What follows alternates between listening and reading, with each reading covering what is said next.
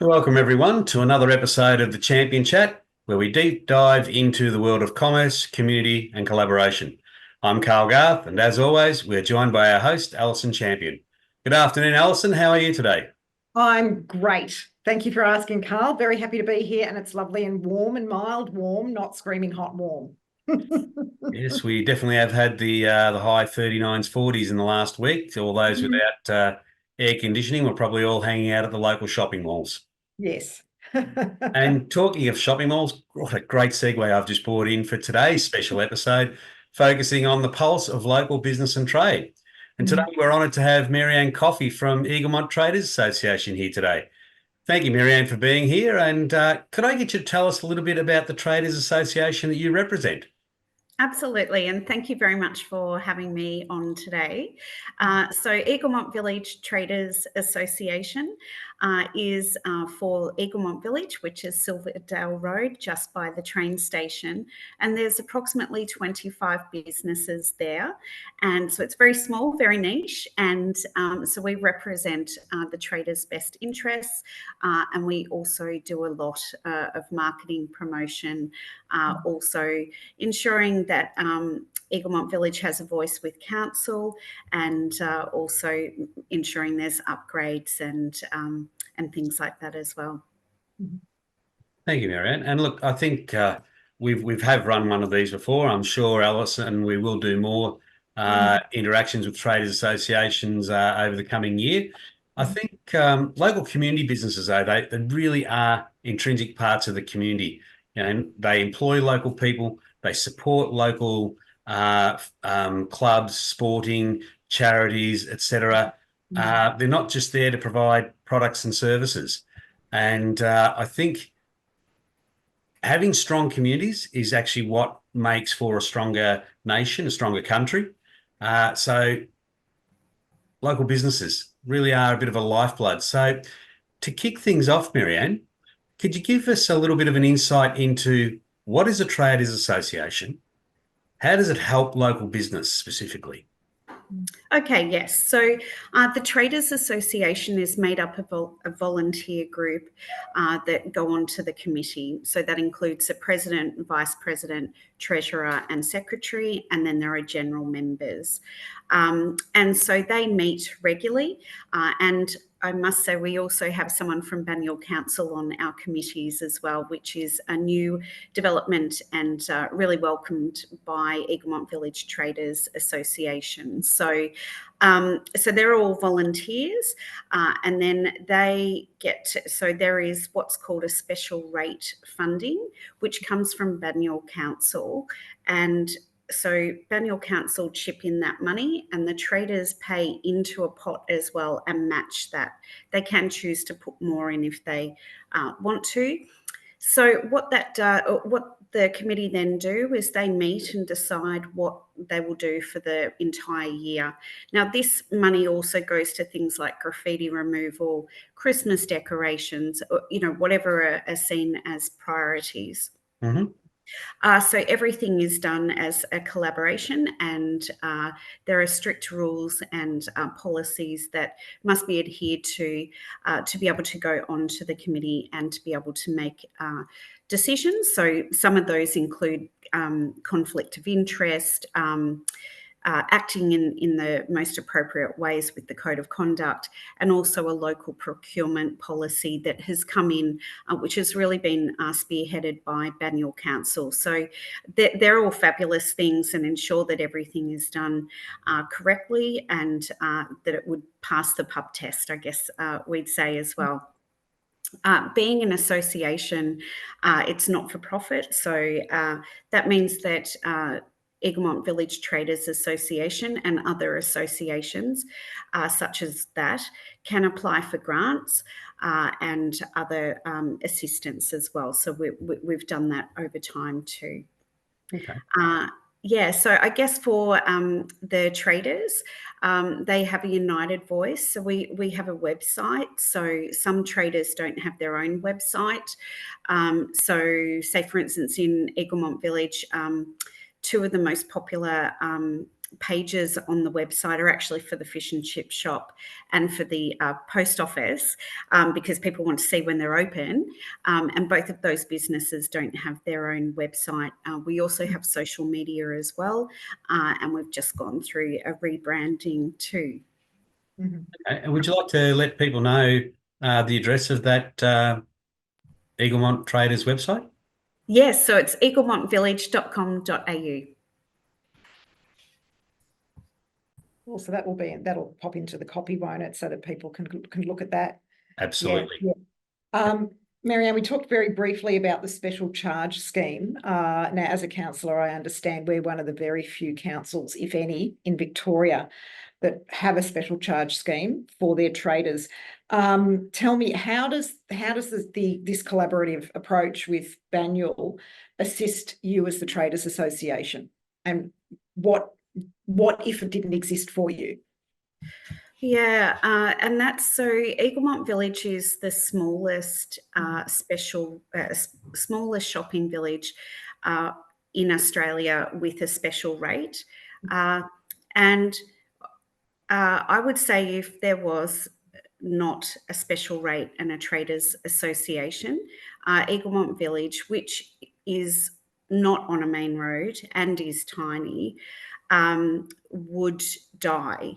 And so that's the traders can see that, and that's why they're very much are very supportive of it and want to keep it. So I think if Eaglemont Village didn't have that, there's no way it could compete with any of the high streets in the area. Now, that's not to say it's simple and easy for any shopping strip, but certainly that is fantastic. Plus, we also have the governance and the rules and regulations from council, and also to be able to speak to them and get advice, and to have that liaison point as well. Obviously, Alison, as we know, there's lots of changing council, so they know they've got the one person they can go to, and similarly, council know, oh, okay, if it comes from Maryanne, it's sort of qualified before it comes in as well. Mm-hmm. Maryanne, does a business that goes into the Eaglemont Village there, does it automatically become part of the Traders Association, or does it have to apply? So it automatically becomes, it falls under, so it is charged by council for the special rate. So it automatically becomes part of that. Okay. And you've talked how there's a lot of challenges facing the businesses in local communities, and it's great that you've got community. I'll try that again. It is great that you've got council support, but could you outline maybe some of the other challenges that local businesses are seeing at the moment? Yeah, absolutely. Well, last year it was staffing, very hard to get staffing, and also the increase in all of produce. So most, if not all, of our traders have gone through periods of notifying their customers that unfortunately they've had to put prices up, which is, in line with anything. Even your Coles and Woolies do that. So they've been two of the biggest. Last year also, there was a lack of confidence. I think all the rate increases, cost of living crisis, people were pulling back. We were seeing that. So traders adjusted to that. So, for instance, some of the cafes where they might have someone that they all know their customers, who may have come in 3 days a week to have their cooked breakfast and work in the cafe. They may only be doing that. They've cut back to once a week. So, but they might still come in 3 times, but they get a muffin and a coffee rather than breakfast 3 times a week. So traders have adjusted to that as well. Mm-hmm. Certainly, I think, they are the main challenges. Obviously, you've always got the challenge between the big conglomerates and your individual traders, and that's what I think their strength is also, that people are coming to see them and to buy or have a specialised service and that personal touch. But it is always a balancing act, as we know with politics. Even most people do vote with their hip pocket. So, they're aware of that. Traders, and this is where there are resources that come through myself, but also council, and also the local council, Banyule Council, and state government. There are a lot of resources around that and niching down your offering. So that's the businesses that survive tend to do that. Mm-hmm. Maryanne, a little bit earlier, you mentioned some of the things that the Traders Association does, and in conjunction with council. One of the things you mentioned was local procurement. Could you just give us a little bit more insight into that, please?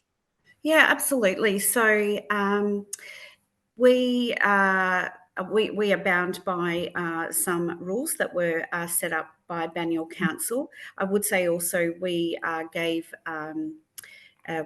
gave input into that as well when they were being put together. So it's something we're fully supportive of. So it's about keeping the money in Banyule as much as we can. So that means that's where we go to first. So whether that be so during the COVID period, there were grants available. So the quotes that we needed to get had to be you were more likely to be successful if you had quotes from the local area. Obviously, they had to hit all the other marks as well, and that's really fantastic. We've had loads of providers come in, and they're just down the road or a suburb away, and so that's really good, and people know them as well. So that's been really positive for us. On occasion, and I can't think of anything at the moment, but I know we had something where there just wasn't someone in the suburbs, so we went as close as we could, but I can't actually remember what service that was now. So so that's been really good. And I was going to ask a question, Maryanne, just on, you made a comment that Eaglemont Traders is the smallest Traders Association in Australia with a special charge scheme. My understanding, and having sat on a meeting or two with another Traders Association, there are certain positions, obviously, within the Traders Association, which you mentioned. Are you finding that that all the traders they're automatically part of the group? Do you find that all of them are enthusiastic or want to be involved or want to participate? Or do you find that every now and then there might be a trader who steps back a bit or hangs back a bit? What are you finding? Have you got a mixed bag, or have you got most of them want to be involved somehow, some way? Certainly on the committee, they all want to be involved, and they're very passionate and very generous with their time. Look, they're small businesses, and by that nature, some are sole traders, so time is tight, and so that is also a challenge of a traders association, and that's where the relationship. The three-way relationship between the committee, the centre coordinator manager, and council really comes in handy. So, look, there can be, it's like any sporting club or whatever that we've been part of. There tends to be some that will get involved, and others who hang back. However, as long as we keep engaging, we have had a lot of movement in the village, and lots of people step up. We've had people change roles, go off the committee, come back onto the committee, which is pretty amazing for a really small strip. So, look, I always think in life, you get back what you put in. However, we know everyone has their own individual situations, not to mention economic situations and, how your business is tracking. And some of that stuff is out of your control. For instance, I don't believe there are any, correct me if I'm wrong, I don't believe there are any butchers left in Banyule now. Now, that's something when I came on 10 years ago, there were loads of them, but they just can't compete. And also the amount of compliance that they have to do to keep their business up to the standards it needs to be. It's just too cost prohibitive for an individual trader. Okay, we did in Weir Street when I first moved into Monty 23 years ago. In Weir Street, there were two. Yeah. Butchers. Yeah, we have one. Yeah. Oh, you do. Great. Yeah. Great. And Yes. I know in Watsoni we've still got ours there at the moment too, which is good. Oh, there we go. I shouldn't have said that That's at okay. all. No, but it does. Okay, but we get it. We get it. The point is, we used to have a lot more. Yeah. Yeah.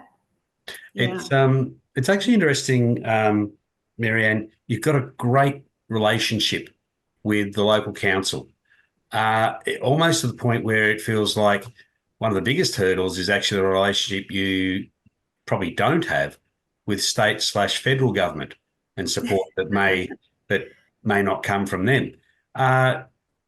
There's always a lot of state and federal initiatives that happen around shopping precincts, and they probably have an impact. Do you feel that local traders are consulted enough on the impact to their business from these state and federal projects? Okay, so such as if there are infrastructure projects, or So is that? If I was to probably use an example, with the current Northeast Link, if we went out to Bulleen, there were a large number of businesses that were then, I'll say, compulsorily acquired, and they would have been compensated.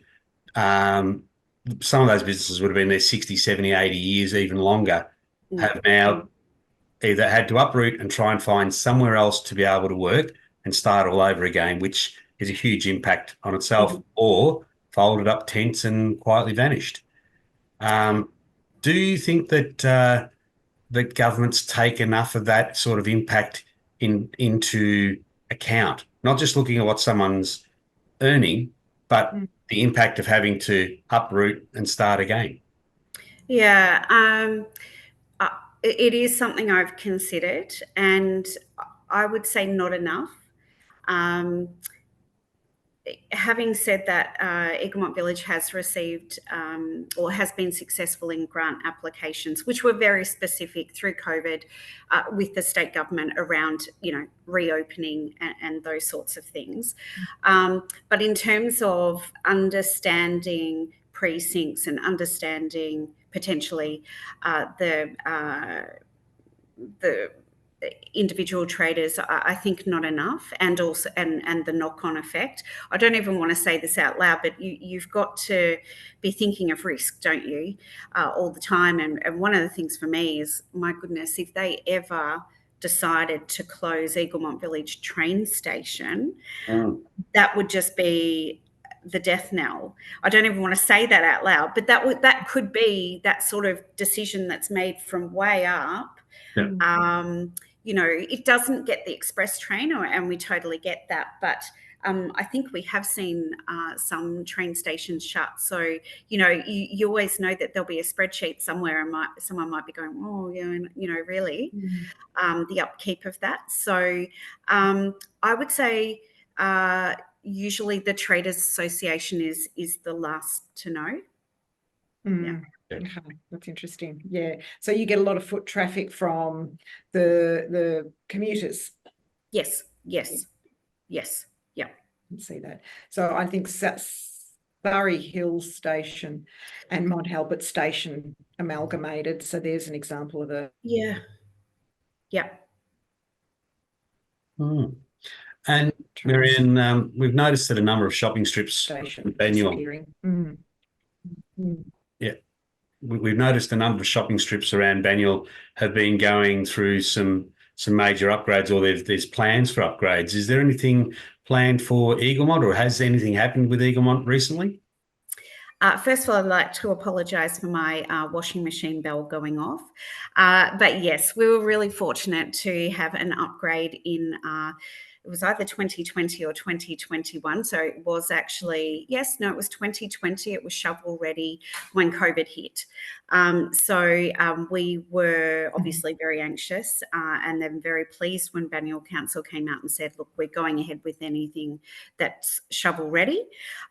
So that has been really fantastic for the street and really well received. So we're very grateful for that. And I mean, without a traders association, there would not be that. So I guess for traders who new or whatever traders that might be thinking, oh, what's the value I get out of this? Well, that alone is enormous. So we've been very appreciative to council for that. That sounds like a great success story there, Alison, for collaboration between council and traders association. Oh, absolutely. Yeah, absolutely. And obviously there are others because, we, like I said, it's a special, we provide a special charge scheme. That's already a program that Banyule's probably the only council in Victoria that provides for its traders. So right there's collaboration. And then there's obviously the economic development team, which works very closely with our traders association. That's a significant relationship. That we hold, and we're very proud of that. And as Maryanne said, there has been changes over the last 12 months to that process, not necessarily the relationships, but the process. And it just allows for, and it's allowing for a better association, a better relationship for the benefit of not just the council and the traders association as stakeholders, but also the community that uses the traders associations as their locals. Absolutely. I think it's really making things transparent also, I think it's fantastic that we've got someone from council on the committee as well, because it only strengthens things. So yeah, but obviously, Alison, as you said, I mean, I'm in touch with someone at economic development, probably every other day. So yeah, they're fantastic. Wow. Yeah. Just on they might contact me or I contact them on little things. Another thing that just springs to mind is so we've all seen the fires and with the cigarette shops and things. So the police have got in touch with the centre managers, so we're able to within minutes go back and say, yep, here they are, and then also email out to those. So I'm assuming the police went to council for that. So yeah. Well, yeah, it's interesting you started to touch on the shops and the products that are available in the smoking shops. Now, the smoking shops have been around, milk bars have been around for decades. Yeah. And what is really many conversations, emails are being had at the moment across certainly Banyule councils, traders associations, and I have no doubt other councils, traders associations as well. There is great concern about the vaping products that are being sold. And I, whenever residents have contacted me about it, I've followed it up and I've received significant information from our officers. And in actual fact, while our officers do go to these premises to check, confirm, etc., the response is, look, they are actually complying within the laws and the current act. So there is actually, at this point, there is nothing that council can do or the police can do that change. Change what's happening. Yeah. And look, it's a topical issue. And I don't feel as in my role, it's appropriate for me to, say what I personally may think about things, but the statistics are out there.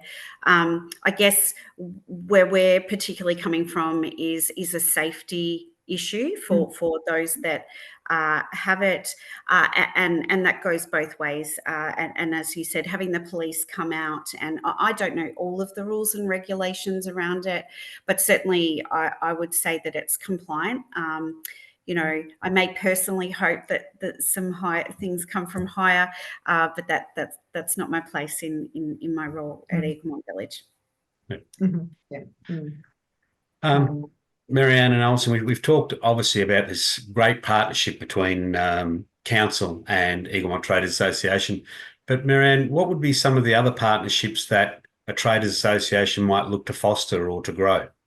Oh yeah, all sorts. So we do have markets regularly at Eaglemont Village as well. It's kind of the perfect place for that because it is a street in the middle kind of nowhere by the train station. People don't know where it is, so we can block off the street, have a market as well. So, you know, that's attended by Heidelberg Historical Society, Neighbourhood Watch, Friends of Eaglemont. Who else have we got? We had the Ivanhoe gardening group as well, East Ivanhoe Bowls, schools, all sorts. So that's really good. We often get other businesses starting out, so they may even be in another strip in Banyule, but particularly if they're a service, so a gym, etc., they might come and do something there. We've had all sorts. Not to mention the artists and also the musicians too. Football clubs, dancers, all sorts of things. So they're really key. And we also have, I know the police used to, I'm not sure if it was Heidelberg, but one of them used to have their regular meetings at one of the cafes. We've had other groups as well. So you've not only got the traders who obviously are associated with groups or their kids might be, but you've also got the locals that get involved as well. Yeah. So how can local community groups that you've just mentioned, how can they get in touch with the Traders Association if they want to start having a partnership or a relationship with the Traders Association? Yeah, absolutely. I would say go to our website. My email's there. Get in touch. I always come back to people. We've had all sorts of things.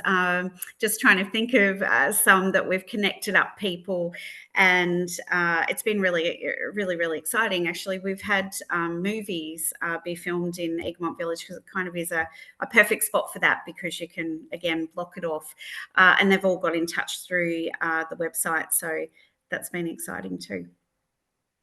Excellent. Well, look, Alison, is there anything that you would like to add? Okay. No, I think we've covered a lot. What I really love about what's covered today, I'm aware that our last podcast with the Watsonia Traders Association with Hesham there were conversations around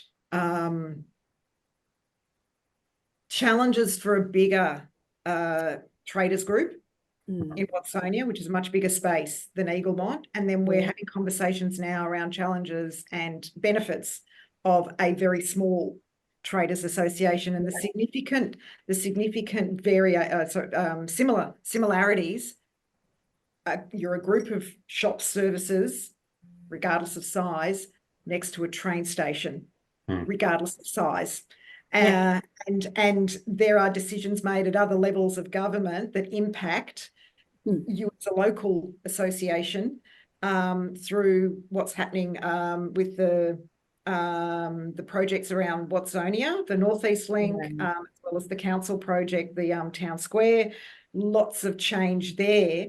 And talking of a smaller traders association right next to a train station that is bypassed by an express train every now and then. The train doesn't always stop at Eaglemont. So we've got two different ends of the spectrum with regards to the impacts of Traders Association and the benefits and how they function. Yeah, absolutely. And look, our heart goes out to Watsonia. I mean, that there's a lot going on there. And obviously it's completely different than Eaglemont Village. But yeah, there are lots of similarities and then there are differences. So I guess, I don't wish to be negative. I would say the reporting and the compliance side of having a smaller association probably is 3/4 the same as a big one, except you've got far less people, far less funds. However, that said, you've got such volume in those bigger strips as well. So, it's interesting. I mean, we have not to bang on too much, but thinking about Watsonia and other associations, we've actually done combined events before in the school holidays where people catch the train and go to a number of stations. So the other centre managers and coordinators, we are very well connected, and we always look to, not be in competition, and also even for ways that we can work together as well. So, yeah. Yeah, good. And I wasn't looking at ways to stretch those dollars a bit further for the benefit of everyone. Yeah, that's it. Absolutely. Yeah. Now, I think also the community bus, the Banyule community bus goes by Eaglemont, doesn't it? It certainly does. Yeah. Okay, so there's an additional service to that group. That has been really well received. So thank you very much. Yeah, it's fantastic. So it's a very accessible street and very beautiful. And yeah, Banyule, having that Banyule support really helps with that, or it would become a ghost town. Yeah, I don't want to will on the train. So let's just. No, that's okay. We'll shut that down. That's okay. we won't bring that too far into the universe. But I was going to say too, talking about the community bus, being very aware that Eaglemont traders benefit, Eaglemont Village benefits from that. The community bus focuses on travelling through sort of the middle and southern suburbs of Banyule, and it's a pilot program. All right, we're aware it's a pilot program, but let me tell you, the councillors in the north, we've all said, well, where's our bus? Why don't we get a bus? We know the benefit. We know our community would use it. But at the moment, look, we'll just keep asking for our bus, and it'll come. But at the moment, the community bus benefits the southern suburbs and the middle of Banyule, and we know it's a good thing. Yeah, and look, they can be the tricky conversations, can't they? And there's been many other things where it started out in one shopping strip but not the others, and then it rolls out later. But I think that great relationship, it's not taking from others, it's supporting, and then learnings as well. That's right. That's exactly right. Yeah, that's exactly right. So it's always been great to hear that from our community and residents that the bus goes through the Eaglemont Village. So that's great. That's a good thing.